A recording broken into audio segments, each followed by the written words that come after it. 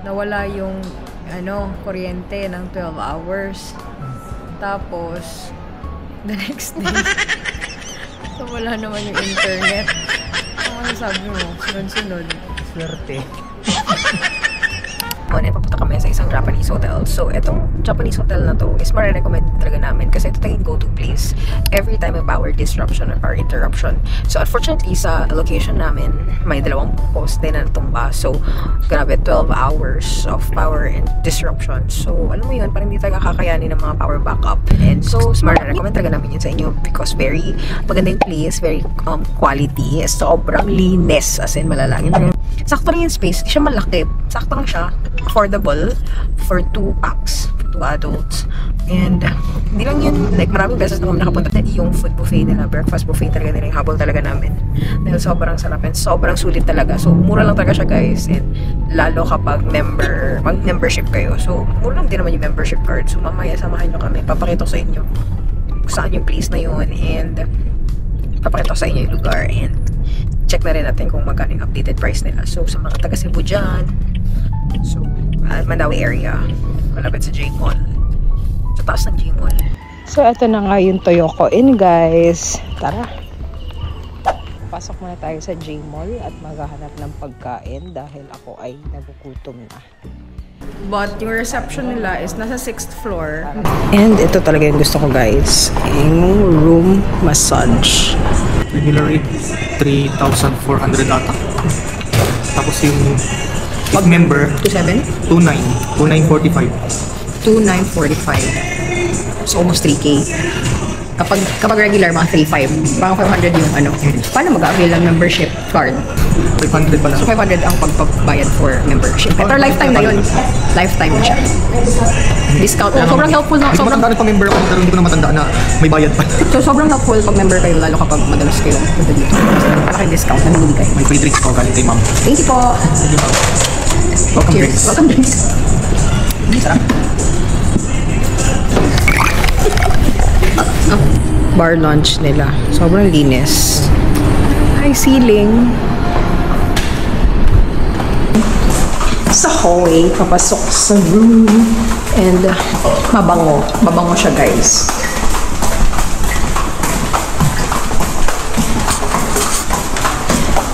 Hinahanap namin ang aming room. So this is how the room looks. Nandito kami mag-work mamaya. Aircon lab.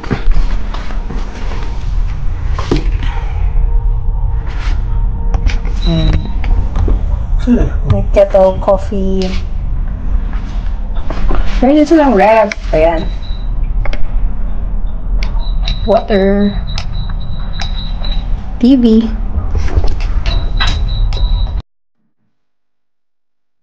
Ganda dito sa CR. Sobrang linis. May towel. May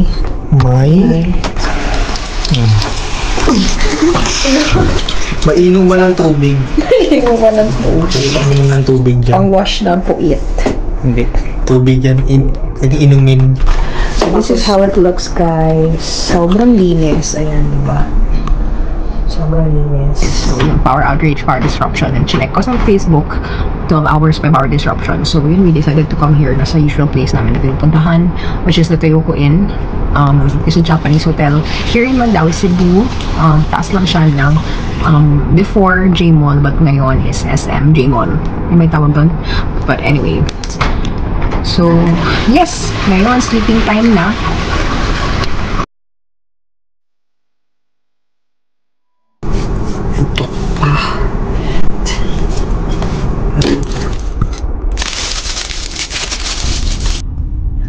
So, timpla-timpla tayo ng kape. Grabe. So, good thing is, magkasama at magkatabi lang kami ng husband ko na nag-work. It's a good way, parang support system, gano'n. Pero pag nagsistart na kami mag-work, ay napaka-focus na namin mag-work. Parang napapasok na kami sa mga sarili-sarili namin mga mundo. Gano'n yung feel. So, Yes, chat time, the best. May mga times na kailangan ko pa rin humingi ng tulong sa kanya kahit hindi kami same ng work, katulad ng mga technical issues like lab di gumagana yung headphones ko. Talaga na meron tayong portable monitor. So, ito yung one of the, alam mo, iniisip ko na talaga matagal pa na gusto kong bumili ng portable monitor kasi di pa talaga ako nagkaka-time or nakakalimutan or nawawala sa isip ko.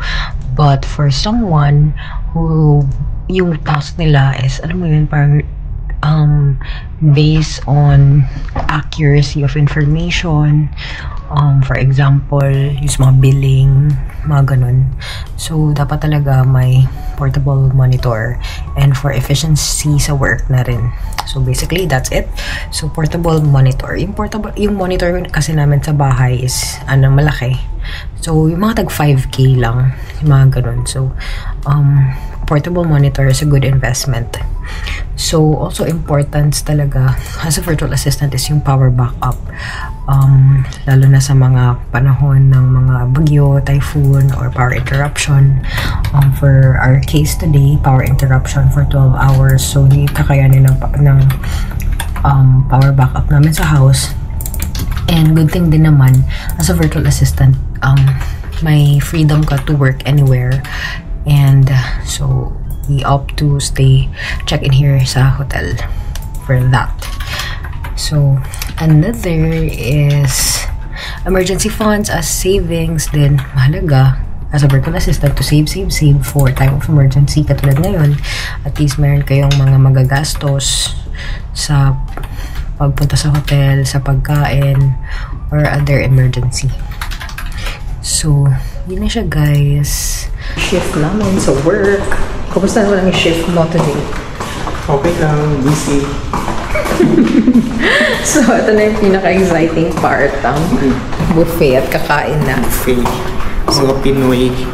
Yes, guys. Sa vlog ceremony, nalilate sa buffet, nag-uunahan pa. Yes. At saka, maganda dito sa Toyokoin, guys. Kasi alam nyo, makikita namin yung mga Pilipino. Pag kumakain sila, puro pork, ganun, meat. Yung mga Japanese, guys, kinakain nila puro mga gulay. Alam mo yun, pag magbubuffet. Yung talaga nakakatawa na part. Alam mo kapag Pinoy yung kumakain, inuuna yung mga karne. Mga karne. Baboy. So yun, guys, makikita natin later. And so, may carbonara, tapos eto, ano ba tawag dyan? Kimbap.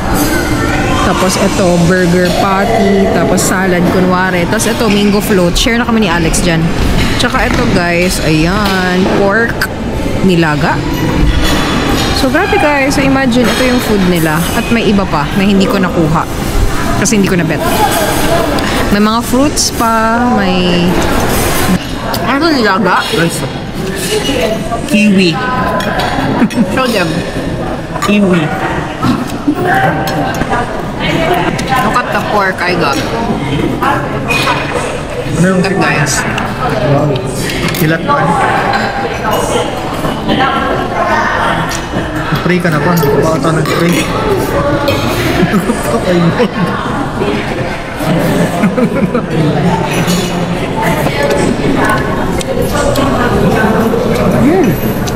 Sarap, ba? Urga garlic. Ang daming variety ng nila, buffet, no? Hindi lang kayo typical na affordable buffet na corned beef, maliit na longganisa, itlog, yun na. Ito ang dami. May fruits pa. Third pancake na yun. Show them. Even what you got. Show them what you got. That's what yung na-feel after ka ng buffet. The feeling of the call of the nature. Grabe ka kabusog. If imong i-rate 1 to 10, what's your rating? 1 plus 10, 11. Right now, mag-relocate kami to the working space kasi nawala ni internet. Internet is down and yung backup internet sobrang mabagal. Like, inaantok na ako kaka-load ng load. So anyway, samahan nyo kami guys. Doon na talaga kami pumupunta din kapag hindi kami nag-toyoko in. So it's either yun or toyoko in. Kasi reliable yung internet nila. And then, in terms of food, marami silang ina-offer ng food. Galing service. Malinis yung CR. And so far wala kami naging problema doon. So samahan nyo kami guys. See you in a...